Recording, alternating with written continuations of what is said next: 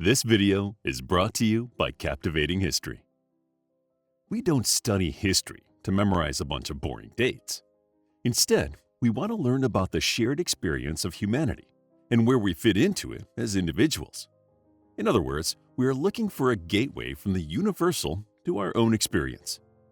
Luckily, there is no shortage of essential life lessons to be gleaned from historical processes and events. Number 1. Beware of Greeks bearing gifts. When Roman poet Virgil wrote about the Trojan War, he came up with this aphorism. It refers to the fatal Trojan mistake of accepting the horse gifted to them by their Greek enemies. Unfortunately, that didn't end well for Troy. A group of warriors escaped from the horse late at night and destroyed the city and its residents. The painful lessons of Troy remind us that when a gift looks too good to be true, it usually is. Number 2. A house divided against itself cannot stand. If there is one crucial lesson we have not learned yet, it is the one Lincoln imparted during his political career. The future president explained that a country that is half slave and half free will not survive. The citizens were pulling in wildly different directions, and the United States could not function. Whether you were trying to run a family unit or a company, the key to survival is through unity and a common purpose. Number 3. History as a nightmare from which I am trying to awake. James Joyce wasn't a historian, but he understood it better than most. In Ulysses, the Irish writer was referring to the history of his country, which was rife with violence and sectarian oppression. The novel's protagonist, Stephen Dedalus, explained that an Irish person could not run away from the conflicts and identities that haunt their past. Therefore, it is best to come to terms with our past traumas rationally and deliberately. Number 4. Carthage must be destroyed. Cato the Censor ended every speech with this grim reminder. Carthage was the mortal enemy of Rome. In the first 2 Punic Wars, Cato's words remind us that when we face a threat to something we hold dear, we should work diligently to obliterate it. Indeed, Carthage was destroyed in the next conflict, and Rome blossomed into the predominant power in the Mediterranean world. We should never leave a prescription treatment unfinished, corruption unrooted, and misdeeds unexposed. There is a certain ruthlessness, carried out ethically, required in attaining success. Number 5. One of the penalties for refusing to participate in politics is that you end up being governed by your inferiors. Plato believed that the best and brightest should go into politics. It can be tempting to say it is a dirty business and to keep a distance from being involved. However, that merely allows the corrupt and incompetent to make the rules. Number 6. The tree of liberty must be refreshed from time to time with the blood of patriots and tyrants. Though jarringly unpleasant, Thomas Jefferson had a point. Freedom is best protected bloodlessly, but if we want to preserve our liberty, sometimes we have to be willing to make sacrifices to that end. Number 7. If we could change ourselves, the tendencies in the world would also change. We all wish to see positive change in our societies and lives, but Mahatma Gandhi reminds us that hopeful thinking will get nothing done. Instead, life only improves when we take action, along with like-minded people to challenge injustice. Number 8. The Balkans aren't worth the bones of a single Pomeranian grenadier. Otto von Bismarck was no pacifist, but he was unwilling to go to war over an area he saw as peripheral to the national interest. But as the Chancellor reminds us, life is precious and should only be sacrificed when supreme interests are involved. Therefore, Bismarck worked diligently to achieve goals through skillful diplomacy rather than the blunt instrument of violence. Many wars could have been avoided by heeding this advice. Number 9. The first method for estimating the intelligence of a ruler is to look at the men he has around him. Today, we would replace the word men with people. However, that does not undermine Niccolo Machiavelli's worthy point. Whether you are running a country, company, or school project, your staffing decisions are the most profound reflection of your standards and ethics. Number 10. No one can make you feel inferior without your consent. Eleanor Roosevelt made her way through a male-dominated political world to become one of the most influential figures of the 20th century. So, she knew a thing or two about people being talked down to. She reminds us that we can control our response no matter what people do or say to us. As Roosevelt proved, if we believe in ourselves, there is no limit to what we can accomplish. Number 11. Fight for the things that you care about, but do it in a way that will lead others to join you. Ruth Bader Ginsburg made her reputation by fighting against gender-based legal discrimination. The Supreme Court justice was more than willing to fight for her beliefs. However, she learned the hard way that there is little point in leading the way if no one is willing to follow. Building a better society is a team sport and requires cooperation. No matter how urgent our message is, it must have broad appeal to make a difference. Number 12. We are here not because we are lawbreakers. We are here in our efforts to become lawmakers. Emmeline Pankhurst, the British suffragette leader, struggled to change the law and deliver voting rights to the disenfranchised women of the country. We are taught to follow the law to maintain justice and social order. However, Pankhurst reminds us that not all laws and regulations are just. We must consider when rules are unjust and work to change them, even if that means breaking unethical laws in the process.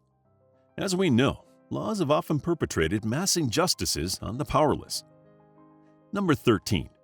You cannot shake hands with a clenched fist. Indian Prime Minister Indira Gandhi made this pithy remark during negotiations with Pakistan. However, it applies widely to many situations. It is a reminder that no matter how much good we bring to the table, some parties cannot be reasoned with. At times, making concessions will only whet the appetite of the adversary. But on the other hand, it is also a reminder that when it is time to negotiate, one should put anger and resentment aside. Otherwise, nothing will be achieved, and disputes will go unresolved. Number 14. Power tends to corrupt. Absolute power corrupts absolutely. Lord Acton was a keen observer of human nature and saw the inner workings of politics as a member of the House of Commons and later as a peer in the House of Lords. As he tells us, the more power one wields, the greater the temptation to use it for immoral purposes. It is a reminder that power should never go unchecked and unregulated. Therefore, no family, business, or group should be run by the arbitrary rule of one person, no matter how capable. So, if you are a leader, accept criticism and oversight. It will benefit everyone, including yourself. Number 15. Do not judge me by my successes. Judge me by how many times I fell down and got back up again. Nelson Mandela stood against the injustice of the apartheid system in South Africa for decades and did not waver in his convictions. He was arrested and sentenced to life imprisonment in 1962 for his supposed crimes by a racist regime. It was not the first time Mandela was jailed for his political activism. In 1990, he was finally released from prison and took a leading role in negotiating the end of apartheid. His words are a reminder that ultimate success depends on staying the course and picking oneself up, no matter how many obstacles stand in the way. Number 16. The only thing we have to fear is fear itself. Franklin Delano Roosevelt was elected as President of the United States in the 1932 elections. However, he had no time to enjoy the victory. The country was in the midst of the Great Depression and suffering from a crippling lack of optimism. In his inaugural address, FDR took aim at the psychological underpinnings of the economic collapse and reminded citizens everywhere that an economy is only as strong as the faith of the consumers and investors in its well-being. Roosevelt rolled up his sleeves and spent the first 100 days of his administration reshaping the economy and restoring the people's beliefs. We can all learn from him that when facing challenges, our main obstacle is the fear of failure. Number 17.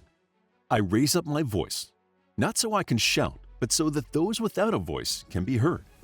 We cannot succeed when half of us are held back. Malala Yousafzai was a schoolgirl pursuing studies when the Taliban took over her Pakistani village. The organization at first banned female education altogether, but later lifted it, placing restrictions on girls attending schools instead. Malala, who was inspired by her father, a prominent activist, spoke out against what was happening. The Taliban retaliated against her, and a gunman shot her in the head. Though the young activist left her country, she continued to speak her mind and advocate for female education. We can learn from her story and words that providing equity and justice is not only the right thing to do, but also serves to strengthen everyone around us. Number 18.